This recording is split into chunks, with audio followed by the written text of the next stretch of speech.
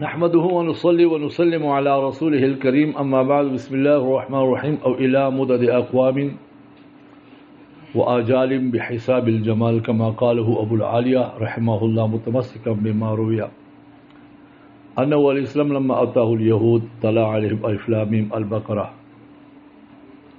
يا رب صل وسلم دائما أبدا على حبيبك خير الخلق كلهم.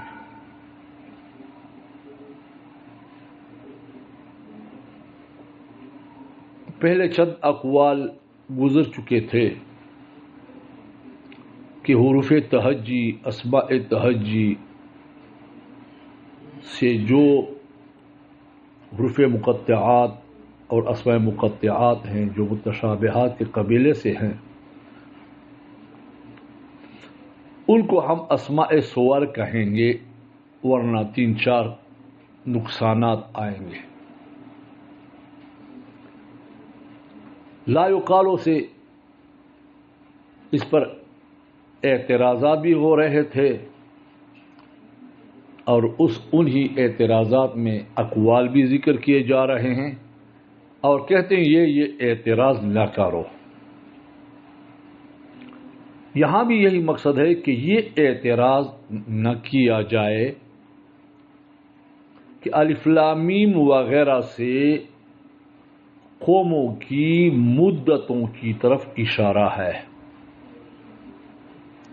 اور ان کے اجل کی طرف اشارہ ہے کہ فلاں قوم کی یہ اجل، فلاں قوم کی اتنی مدت، یہ اجل ہے.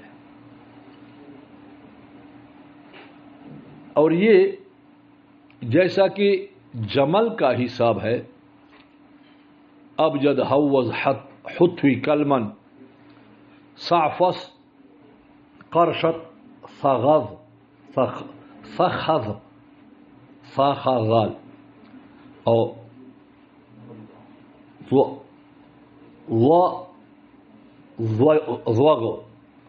ضاد ہے پھر ضوا ہے پھر غین ہے. اور اس کی ترتیب یہ ہے اب جد 1 2 3 4 حوض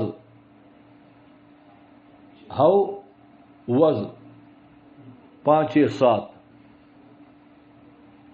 حتوی 8 9 10 کلمن 11 10 کے بعد 20 30 40 50 صعفس 60 70 80 90 قرشت قاف 100 اور را 200 شین 300 اور تا 400 قرشت. صخذ سا 500 600 اور زاد 700. پھر زوغ 800 900 1000. اس طریقے سے اس کی قیمتیں ہیں.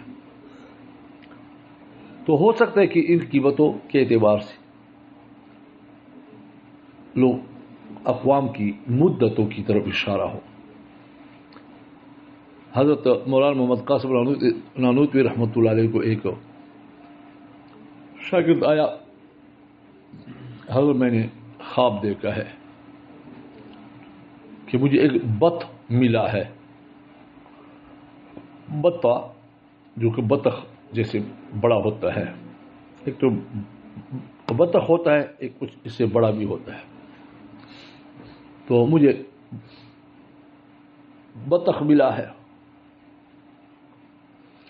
تو انہوں نے کہا کہ آپ مٹھائی لاؤ.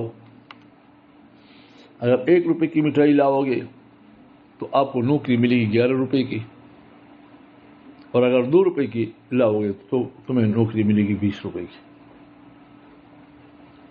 تو وہ چلا گیا اور 2 روپے کی مٹھائی لائی. جی یہ 2 روپے کی مٹھائی ہے. انہوں نے کہا چلو آپ کی نوکری ملے گی، آپ کو نوکری ملے گی لیکن 20 روپے والی تنخواہ والی. چند دن کے بعد جو انہوں نے 2 انٹرویو دیے تھے، ایک کے 11 روپے تنخواہ تھی اور اسی کی 11 والے میں سلیکٹ نہیں ہوا اور 20 والا میں وہ سلیکٹ ہوا. کچھ مدت بعد جب وہ آیا اس نے کہا حضرت عجیب کمال ہے، وہی 20 روپے کا مل گیا، 11 کا نہیں ملا. لیکن وہ کس طریقے سے آپ نے مجھے تعبیر دی؟ تو انہوں نے کہا کہ بط فارسی میں بطخ کو کہا جاتا ہے اور عربی میں بط تو کے اوپر شد ہوگا. تو میں نے کہا اگر آپ نے بخل کیا میں بھی بخل کر لوں گا، اور اگر آپ نے سخا کی تو میں بھی سخا کر دوں گا. تو با اور توا، با کی قیمت ہے 2، توا کی قیمت ہے 9، تو 11. اور اگر فارسی کا کی بجائے عربی کا لے لیں تو 2 توا ہیں، 9 اور 9 18 اور با 2 20. تو اسی طرح نبی کریم صلی اللہ علیہ وسلم کے پاس یہودی آئے. یہ ابو یاسر ابن اخطب، حیی ابن اخطب اس کا بھائی، اور کعب ابن اشرف، اور کہا کہ ہم آپ کو قسم دے رہے ہیں کہ کیا یہ قرآن مجید جو آپ کہتے ہیں مجھ پر نازل ہوئی ہے یہ سورت، کیا یہ سورت آپ پر نازل ہوئی ہے؟ انہوں نے کہا ہاں. تو اس میں تو الف لام میم ہمیں ذرا سنائیں. تو انہوں نے فرمایا الف لام میم. تو ان کا یہ تو بہت کم ہے، آپ لوگوں کی جو عمر ہے آپ کی قوم کی، آپ کے دین کی 71 سال ہے. تو نبی کریم صلی اللہ علیہ وسلم نے الف لام میم را فرمایا. تو اس نے حیی ابن اخطب نے کہا یہ تو 161 ہو گیا. تو نبی کریم صلی اللہ علیہ وسلم نے الف لام را اس کے بعد کہا. اس نے پھر جواب کیا، کہنے لگا کہ ہم شہادت دیتے ہیں کہ یہ تو 261 سال کا ہے، اور کہا کہ ہم ایسی دین کو نہیں مانتے جس نے ہمیں شک میں ڈال دیا کہ تمہارے دین کا پھیلاؤ کب تک ہوگا، 71 سال میں یا 161 سال میں یا 261 سال میں. اور وہ چلے گئے. نبی کریم صلی اللہ علیہ وسلم جو اس ترتیب سے بتا رہے تھے یہ اس بات پر دال ہے کہ اس سے اقوام عالم کی عمریں اور ان کی مدتیں اور زندگی کی طرف اشارہ ہے. اور مدد اقوام یا اقوام کے مدتوں و آجال اور ان کی اجلوں بحساب الجمل، جمل کے حساب، ابجد کے حساب کی طرف اشارہ ہے. کما قال ابو العالیہ رحمہ اللہ متمسکا بیمار ہو گیا اس حال میں کہ وہ دلیل پکڑنے والے ہیں اس روایت کے ساتھ جو مروی ہے انہ علیہ الصلوۃ والسلام، پیغمبر علیہ الصلوۃ والسلام، جو کہ یہ حدیث جو اب بیان کر رہا ہوں یہ امام بخاری رحمہ اللہ تعالی نے اپنی تاریخ میں لکھی ہے. لما اتاہ الیہود، جب آپ صلی اللہ علیہ وسلم کے پاس یہود آئے، طلع علیہم الف لام میم البقرہ، تو آپ صلی اللہ علیہ وسلم نے ان پر الف لام میم سورہ بقرہ تلاوت کی. تو ان لوگوں نے کیا کہا؟ فحسبوہ، ان لوگوں نے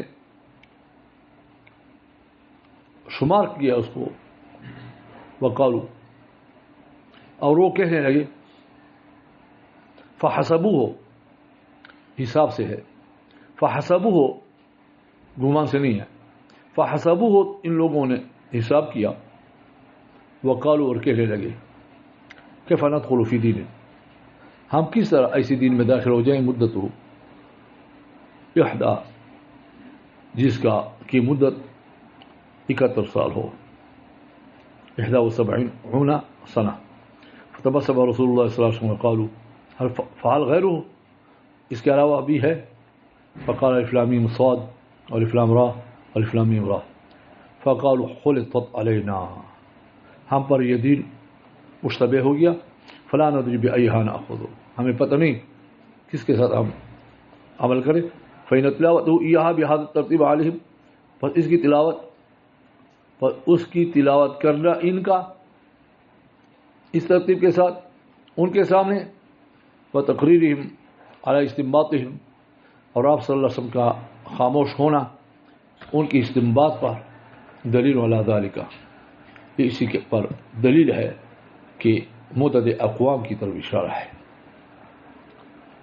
ان سے اب آپ اعتراض مجھ پر نہ کریں کہ عربی میں تو ایسے ہی کوئی بات نہیں ہے، جمل وہاں ہے بھی نہیں، ابجد ہے ہی نہیں، میں مانتا ہوں، لیکن بعض ایسی عجیب چیزیں بھی ہیں جو کہ معرب بن گئی ہیں، یعنی عربی میں داخل کی گئی ہیں، تو یہ بھی انہی کے قبیلے سے ہے۔ وہذی دلالہ ہو علم تکن عربیہ، اگرچہ عربی نہیں ہے دلالت، لیکنہا اشتہارہا فی بین الناس، لیکن اس کا مشہور ہونا لوگوں کے درمیان، حتی العرب، یہاں تک کہ عرب کے درمیان بھی، تلحقها بالمعربات، اس کو معربات کے ساتھ پیوست کیا گیا ہے، یعنی بعینہ عجمی لفظ کو عربی میں تبدیل کر کے اس کو حرکات وغیرہ دینا اس طرح تو نہیں ہے، لیکن اس کے ساتھ شمار کریں کالمشکات و سجیل، اور جیسا کہ مشکات کا لفظ ہے یہ حبشی زبان کا ہے، اور سجیل یعنی وہ تاکچے کو کہتے ہیں، اور سجیل سنگ گل سے نکلا ہے، فارسی کا لفظ ہے، اور والقسطاس اور رومی زبان کا ہے جو کہ ترازو کے معنی میں آتا ہے یا انصاف کے معنی میں آتا ہے۔ المیزان بلسان الروم، لیکن امام بخاری رحمۃ اللہ علیہ نے